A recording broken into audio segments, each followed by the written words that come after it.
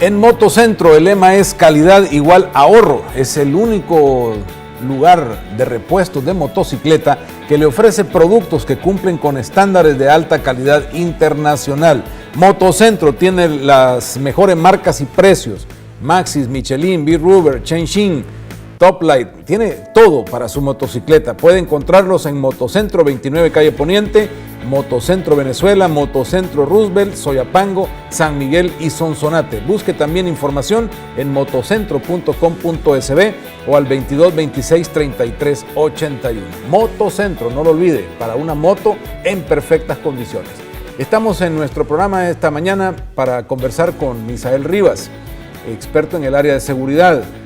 Fue parte de la Policía Nacional Civil en la primera generación y también ha sido candidato a fiscal general en el último proceso que se ha desarrollado en el país. Abogado y conocedor de este tema. Gracias, Misael, nuevamente por estar con nosotros. Muchas gracias, Rafael. Se están reformando, o sea, ya se plantearon la Asamblea en algo positivo que fue acuerpar la situación, salió al paso a decir sí a lo pedido por el fiscal general en reformas para mejorar el trabajo contra la delincuencia. Estas reformas pareciera que hacen más expeditos los procesos y algunos dicen las estamos adecuando a la realidad salvadoreña. ¿Qué podemos ver en esas reformas, Misael? Lo que sucede es que la reforma hay que verlo en dos aspectos. Uno es lo que es la ejecución del proceso y la penalidad, y el otro es el efecto que va a tener post-proceso, en el sentido de que cuando la persona está condenada hay un estancamiento que no sabemos qué es lo que va a pasar. Pero regresando a lo primero, tenemos que entender que lo que se está haciendo, por ejemplo, es adecuar las situaciones a lo que la respuesta de la criminalidad le da. Ejemplo, antes se utilizaba menores de edad simple, 14, 17 años, para hacer lo que es el sicariato. Luego, cuando vieron que se empezó a golpear a los jóvenes en esta área, se cambió a lo que es la modalidad de los menores de 10, 12 años. Entonces, cuando tenemos una persona de que ya cambió su sistema a otro como criminal, lo que estamos viendo es una respuesta de un análisis que ha hecho de cuál es lo que más le conviene. Se espera que lo mismo se haga por parte del gobierno, en el sentido de que si el gobierno nos entrega, por ejemplo, un nuevo código o una nueva ley, se espera de que esto tenga no solo el resultado inmediato, que es lo que es el publicismo, la publicidad que se le está dando o propaganda para el área política, sino que también tenga una repercusión a largo plazo. Ahora, viene y cabe preguntar, ¿estamos de acuerdo nosotros con que se aumenten las penas? Por supuesto. ¿Por qué? Porque la gente está viendo de cómo se paga el crimen que se está haciendo, los asesinatos, los homicidios, las violaciones, las extorsiones, etcétera. Sin embargo, cuando nosotros vemos de que al llegar al punto de que se condena, ¿qué es lo que se va a hacer con este salvadoreño? ¿Realmente lo queremos reinsertar o simplemente lo queremos olvidar? Si lo queremos olvidar y no tenemos nada, ahí tenemos islas donde construir penales para que siembren cocos. Pero si no, tenemos que hacer un programa que tenía que haberse presentado al mismo tiempo con base a un estudio criminológico. ¿Por qué? Porque la persona, cuando la rescatamos, nosotros estamos viendo de que tenemos que ponerle a hacer algo para que cuando salga, ya sea por cumplimiento total de la pena, las 2/3 partes, etcétera, esta persona salga a no delinquir. Si no, vamos a tener lo que es el aforismo de siempre, que los penales son las universidades del delito.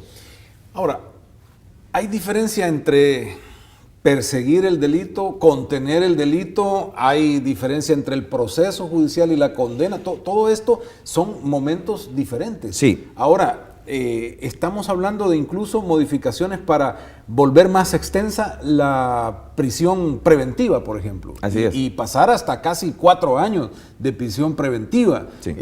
¿Esto le beneficia al proceso o es cabalmente simple una idea de, mira, metelos ahí y hay que estén guardados mientras se calman las cosas? Lo que sucede es que esto refleja de que existe una investigación bastante paupérrima dentro de lo que es todo el ambiente del delito, la vida del delito. ¿Por qué lo digo? Porque si nosotros tuviésemos una investigación formal apegada a derecho y que cumpla todos los parámetros que se están queriendo, nosotros estaríamos en presencia de resultados concretos, con condenas concretas y con condenas apegadas a la ley. Pero cuando se permite de que la preventiva pudiese llegar hasta 4 años, como tú lo dices, eso lo que indica es de que no tienen una investigación real hasta que capturan a la persona. Pero yo vengo y lo pongo al revés. ¿Qué pasa cuando capturan a una persona que no tiene absolutamente nada que ver con el proceso? Ejemplo, un taxista que va en su diario vivir, se suben 2 delincuentes, lo apuntan con un cañón de pistola, por el lado de atrás le dice, mira, llévanos a tal lugar. En ese proceso van siendo perseguidos los delincuentes,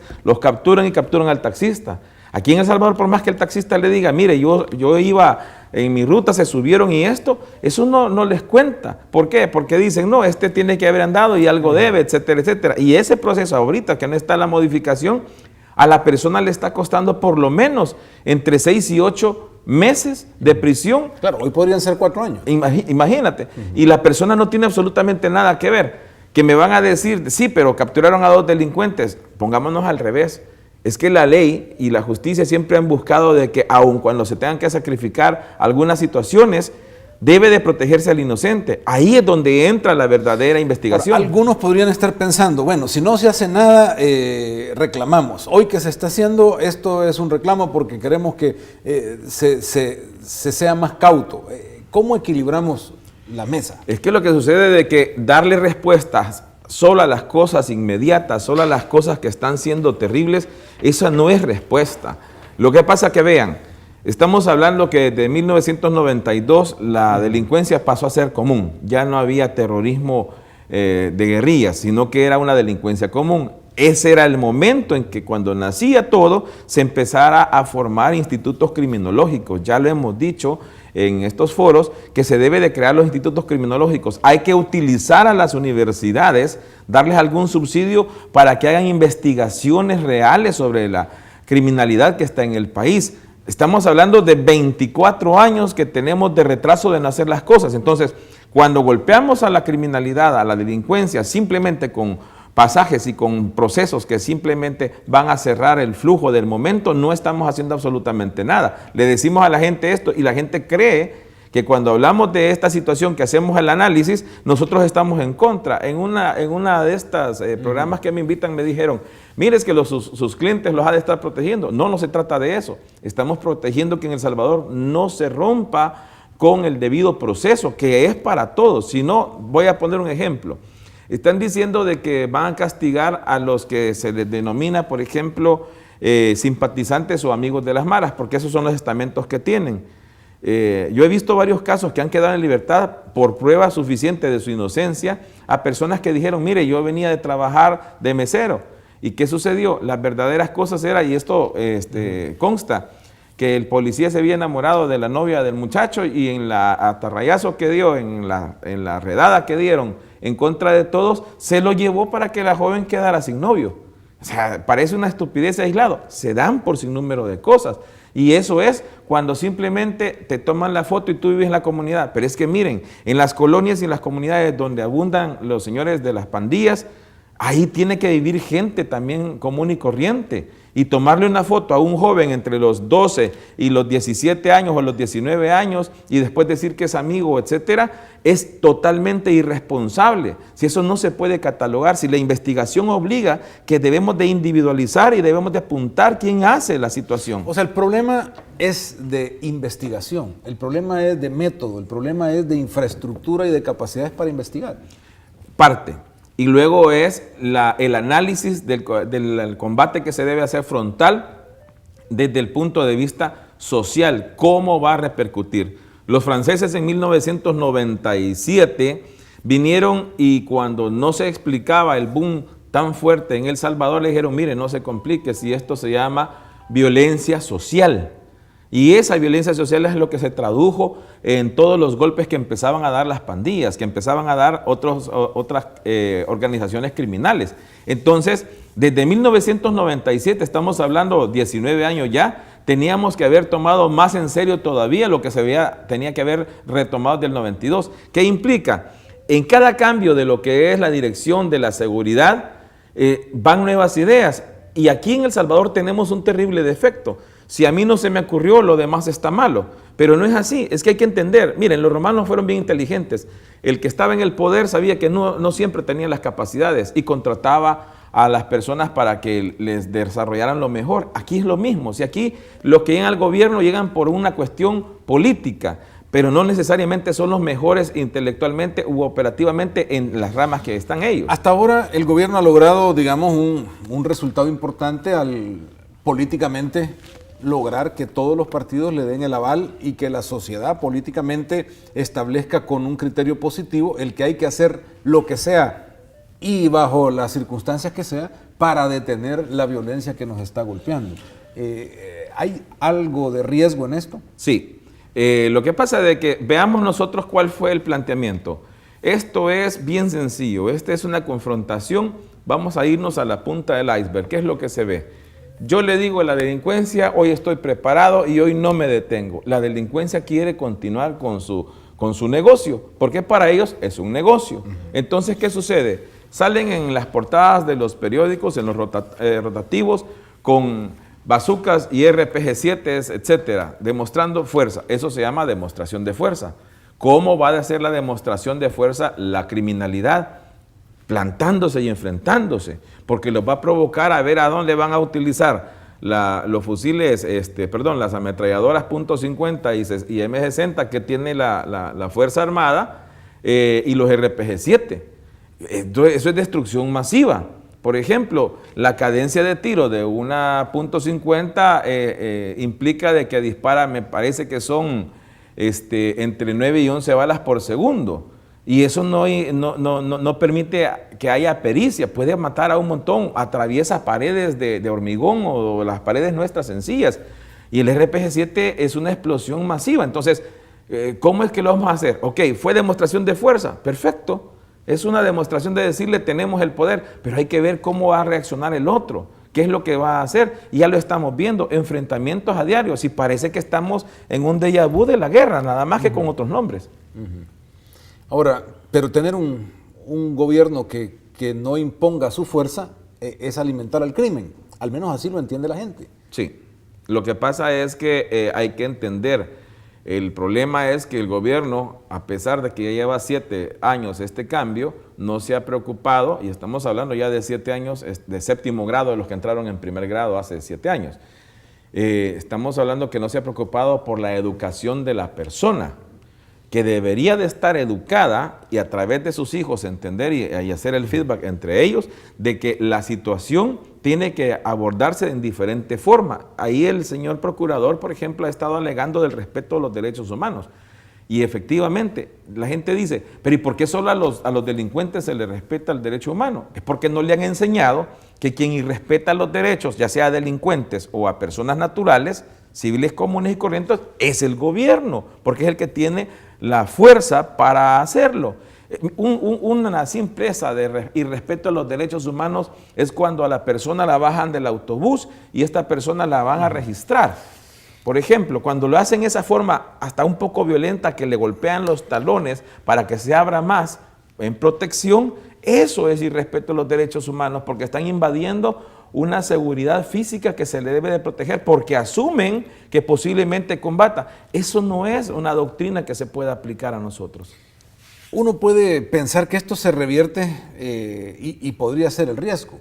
Por ejemplo, algunas personas dicen sentirse amenazadas de protestar contra la reforma de pensiones porque ya hay amenaza de que si hay una manifestación el Estado va a poder reprimir con todo lo que tiene porque está en un estado de emergencia y poder trasladar esa misma fuerza contra el crimen, también contra la gente honrada que pueda protestar contra el gobierno. Es que eso ya se está dando, lo que pasa es que no hay publicidad. Por ejemplo, cuando se está yendo a asistir, te voy a dar este ejemplo, vamos a asistir a una persona a un penal, y si ese penal se declara en emergencia locativa, es decir, que tienen una sospecha de algo, encierran a todos los delincuentes. Perfecto, no reciben visita familiar, pero le impiden la visita del abogado y no los trasladan a las audiencias. Entonces, ¿qué sucede?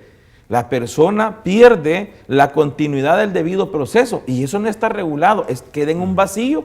que solamente dicen no lo van a trasladar por esto y esta razón. Entonces ahí hay un irrespeto y viene a ver lo que estamos platicando. Y eso lo podemos trasladar a cualquier cosa. Con esto de las AFPs, por ejemplo, te voy a poner otra situación. Si nosotros tenemos una necesidad hoy y se necesita pagarle a un médico para que opere a una persona y él tiene su ahorro de 10 años en la AFP, lo lógico es que debería de pedirle y decir, mire, yo necesito ese dinero ahora porque me puedo morir antes de llegar a ese momento, ¿verdad? De gozarlo. Entonces, yo lo necesito que me lo reintegren. A uno le dicen, no, es prohibido de ley y no es el dinero de uno, pues. Pero cuando lo van a trasladar por un decreto, de manos a manos, cuando se hizo allá en los 90 del INPEP a las AFPs y ahora quieren hacer el regreso, solamente le comunicaron a uno. ¿Y qué sucedió? Habíamos trabajado en el INPEP varios y nos mandaron una nota que no fue ni publicitada, sino que aquel entonces fue, no me acuerdo si fue un correo simple o un telegrama que le decían, tanto de su dinero en el traslado no lo encontramos, manténgase pendiente, AFP resolverá. A mí en ese entonces el valor aproximado de $7,000 me lo dieron por perdido y muchas gracias, ¿verdad? Y ni modo. Eso es lo que pasa cuando tenemos un imperio de un gobierno de esta manera que lo hace apegado a derecho, estamos haciéndolo servilista a los otros órganos. Aquí no se trata de que sirvan a un órgano, no, aquí se trata de compaginar, por eso se quitó el nombre de los 3 poderes, porque no eran poderes individuales, eran órganos a través de un poder que era el poder del Estado. Pero aquí están haciendo ahora otra vez la recopilación para poder acuerpar a un órgano que es el Ejecutivo, y está equivocado con que le eche la culpa y diga, mire, el órgano judicial nosotros los metemos presos y él los suelta. Mire, que esto, lo que es, las leyes son muy malas, estamos con leyes muy flojas. No es cierto. Eso no es cierto. Tiene que haber una compaginación entre los 3 órganos para que actúe. Ejemplo, si aquí tuviéramos una persona que entra y se van respetando la investigación, efectivamente tiene en un 90% las pruebas de que él ha participado en X delito, sigue y en la depuración la fiscalía en los 6 meses que le corresponden como máximo, termina y hace el cierre de las pruebas conforme a derecho y trabajando conjuntamente con la policía, con técnicos, con expertos, con peritos y con investigadores apropiados, y cierran, esta persona en 8 meses ya tiene la condena, si acaso es de condenar, o en 6 meses puede salir si acaso no pudieron hacerlo. Pero ¿qué sucede?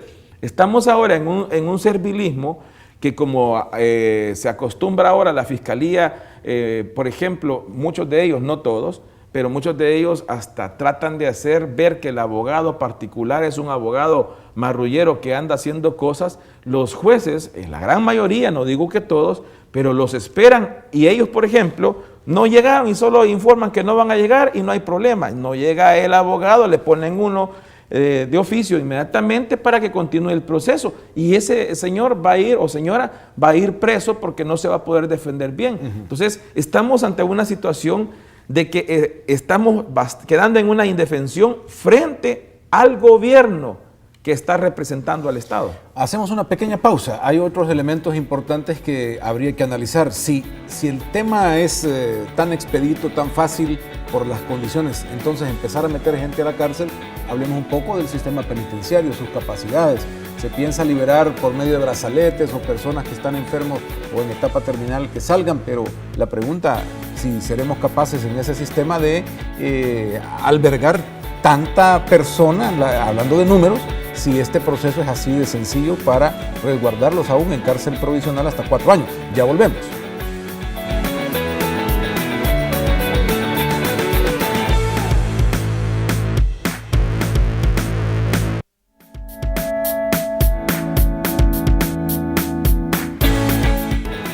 Recuerde que Sirma es el centro de diagnóstico por imágenes del país, es el mejor, ofreciéndole servicios de resonancia magnética en alta definición, 1.5 Tesla, tomografía helicoidal computarizada, rayos X digitalizados, ultrasonografía, o sea, tiene todo en imágenes Sirma. Para más información visite sirmaim.com o el 22 35 15 55 para que llame, haga una cita y pueda ver las ventajas de detectar enfermedades o mejorar los diagnósticos a través de las imágenes.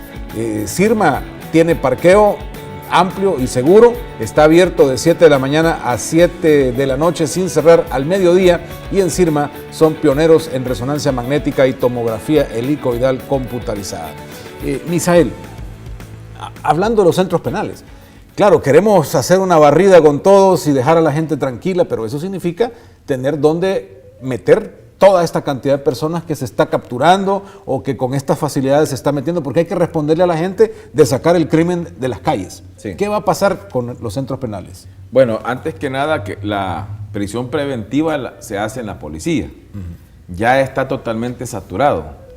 Hay a veces en algunas delegaciones retraso de mantener a los delincuentes, a los condenados, a los procesados, de 3 meses entre lo que es su paso de la Bartolina a lo que es el centro penitenciario o centro de readaptación, que ahora le han nombrado, aunque no tiene mucho de readaptación.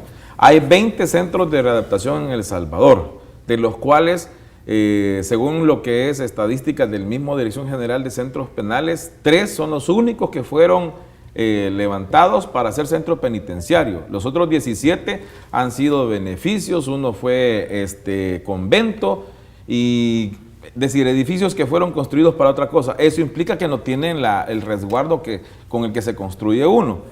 Cada uno está sobrepasado aproximadamente entre el 300 y el 380% de su capacidad poblacional, lo que reporta y lo que dice la dirección.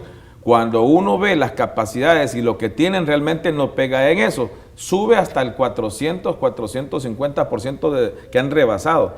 Los directores son los que dan la cara y están al frente en cada uno de los lugares, pero estos señores directores están bajo una política general, hacen lo que pueden con lo que tienen. Ahí es donde viene la saturación, y tenemos que ver otro fenómeno, lo que está afectando la carga laboral a los custodios. Por ejemplo, las Naciones Unidas tiene un estudio en el cual manifiesta de que la capacidad para que una persona pueda responder ante una situación con los detenidos es de 10 procesados por cada uno de los monitores o cada uno de los custodios. En El Salvador no tenemos esa cantidad, la tenemos superior hasta en unas 8 o 10 veces a lo que realmente ellos deberían de tener. Eso implica una saturación, eso implica que la mayor parte de veces el custodio solo es seguridad perimetral, pero nunca hay un contacto directo como debe hacerse de tratar de transmitir esa reinsertación en las personas. Por ejemplo, ya las escuelas de carpintería, de lo que sea, ya no se mantienen en los centros penales. En algunos se procesan y se hacen para consumo propio. Por ejemplo, la panadería en el Centro Penal Esperanza de Mariona, ahí todavía hay fabricación de muebles, pero para llegar a ese punto cuesta mucho. Tú hablabas de los brazaletes. Aquí hay una situación bien paradójica. Resulta que el brazalete sí es una salida con esas personas que no tienen una vinculación a grupos pandilleriles. Por ejemplo, las personas que están por hurtos simples, por estafas o por otro tipo de situación, como por ejemplo los homicidios culposos, que normalmente son condenados los que no pudieron pagar el fallecido en el accidente de tránsito u otro parecido. Entonces, esos podrían salir con su brazalete, pero ¿qué sucede? Resulta ser de que cuando se hace la cotización en nuestro país, tiene que hacerse una licitación, etcétera. Cuando esta licitación empieza y se aprueba y empieza a recibirse lo que son las ofertas, el sistema ya va desfasado con lo que se está pidiendo o con lo que se espera. Entonces ya cuando se compra tenemos un sistema que tiene obsoleto 2 años y entonces crea un sinnúmero de problemas. Ahora, eso es invertir unos 60 millones de dólares. Nunca hemos invertido 60 millones de dólares en investigación, en la fiscalía, por ejemplo. No, aquí no hemos invertido nunca, yo no creo que ni siquiera ni a 10 millones llegamos en inversión, sí, no, ¿verdad? Y aquí son 60 en brazalete, es decir. Así es. Lo que pasa es que el brazalete se tiene que ver diferente. Por ejemplo, la familia debería de reunir el precio más la ganancia del gobierno del brazalete para que éste pueda salir. Y eso nos desahogaría y le volvería el cash a lo que es el gobierno para recuperar la inversión, por lo menos más la ganancia que le van a poner de seguro. Eso es una situación que se puede dar. Y eso nos dejaría en el país un aproximado de 3,000 personas que estarían fuera. Misael, una última parte porque el tiempo se nos acorta. Hablamos de todo, reformamos leyes, más mano dura, más reacción, queremos todo esto, pero no hablamos de depuración dentro de la policía, ni dentro de los órganos judiciales, ni dentro de las mismas fuerzas del ejército, que ahora tienen más presencia. Honduras está en eso. ¿Nosotros deberíamos de estar limpiando estas estructuras también? Es que nosotros debemos de mantener siempre limpias las instituciones y para eso tienen lo que son los organismos de investigación. Pero ¿qué es lo que sucede? También adentro se cometen graves errores por lo que son rencillas y vendetas entre oficiales y las personas que trabajan en el sistema de desarrollo o el básico de la policía, por ejemplo. Entonces hay que cuidarse mucho de eso. El problema es que lo que no se ha analizado criminológicamente es cómo es posible que dentro de la policía, por ejemplo, hay tanta infiltración dentro de lo que son los grupos delincuenciales. En el órgano judicial, por ejemplo, ¿cómo es posible de que hay juzgados que mantienen islas de abogados que trabajan para los abogados que están trabajando en el tribunal y que tienen conexiones con personal de ahí de ese juzgado? Yo no estoy diciendo de todo, gracias a Dios, la gran mayoría no es eso, pero sí cuando nosotros andamos en la calle sabemos cuánto piden, cómo lo hacen para darte una resolución. Y te ven mal cuando uno lo denuncia, porque dicen, te estás peleando con la cocinera. Es que aquí no hay cocineras en el órgano judicial, aquí hay aplicadores de justicia. Y si ellos, que se diga verdades que están sucediendo, se enojan, entonces que agarren su maleta y se vayan a otra cosa, menos a ser jueces. Misael, muchísimas gracias por habernos acompañado. Muy Gracias. amable para darnos un poco de luces sobre estos temas que sin duda falta que profundizar. Mañana, de hecho, tendremos un foro especial desde las 6:30 de la mañana analizando estas reformas puntuales que se hacen en lo penal para tratar de coadyuvar al tema de la lucha contra la delincuencia y qué piensan principalmente los abogados, penalistas, expertos en este tema sobre estas reformas. Vamos a despedirnos, no sin antes recordarle que ya estamos en la era del plástico inteligente y que a El Salvador este plástico inteligente lo trae Mundo Rep con sus aditivos y hay un aditivo que se llama D2P. Este aditivo permite proteger al plástico contra insectos, hongos, bacterias y absorbente de olores, previniendo así también el deterioro de la fruta, la comida que usted pueda depositar en los utensilios plásticos que contienen este aditivo. Para más información, si usted fabrica plásticos, usa plásticos, en mundorep.com o al 2221-3313. Entérese de cómo generar sus plásticos de una manera inteligente, con un toque verde. Certifíquese en el uso de los aditivos de Mundo Rep. Y nos despedimos con el proverbio, no sin antes agradecer a Marina también por habernos acompañado. Marina, hasta Gracias, mañana. Rafael. Hasta mañana por hoy, así estamos. Ha sido un día ajetreado y lleno de mucha información, pero nos despedimos con el proverbio, en Proverbio 10:19, donde encontramos lo siguiente: en el mucho hablar no faltará el pecado, el que refrena sus labios es prudente. Con esto terminamos y hoy por hoy, así estamos. Hasta mañana.